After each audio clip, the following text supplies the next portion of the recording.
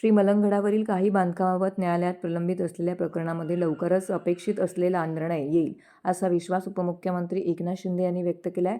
माघी पौर्णिमेच्या दिवशी मलंगनाथ गडावरती पुन्हा एकदा भक्ती, आस्था आणि उत्सवाच्या संगमाने उजळून निघाला आहे।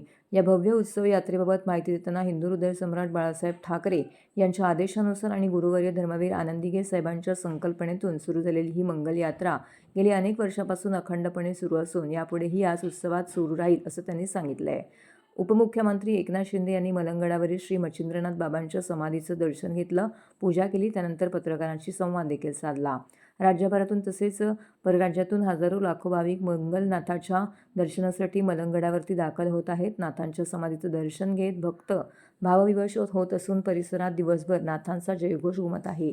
यात्रेनिमित्त संपूर्ण परिसर भक्तिमय वातावरणामध्ये न्हाऊन निघाला आहे। यावर्षी या यात्रेला विशेष स्वरूप प्राप्त झाले असून भाविकांसाठी रोपवे सेवा सुरू करण्यात आली आहे। त्यामुळे वयोवृद्ध, महिला आणि चालण्यास अडचण असलेल्या भाविकांनाही सहजपणे मंगलनाथाचं दर्शन घेता येत आहे।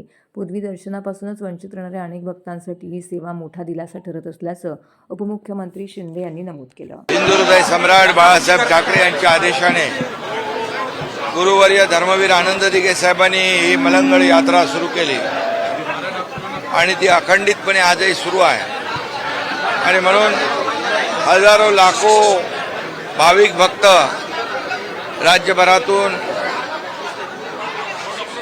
या ठिकाणी दर्शनाला येत असतात आणि या मनोभावे नाथांचं दर्शन घेत असतात, नाथांच्या समाधीचं दर्शन घेत असतात आणि या ठिकाणी ही मलंग यात्रा अनेक दिवस या ठिकाणी सुरू असते।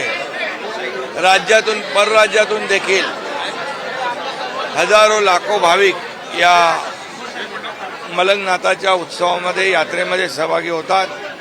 मी त्यांचं स्वागत करतो। यावेळेस मलंग भक्तांसाठी फेनिक्युलरची सेवा सुरू झालेली आहे। त्यामुळे यावर्षी ज्या लोकांना वयोवृद्ध आहेत, महिला आहेत, ज्यांना इच्छा असून देखील मलंगनाथाचं, नवनाथांचं दर्शन घेता येत नाही, वंचित राहतात, त्यांना फेनिक्युलरमुळे ही सेवा प्राप्त झालेली आहे।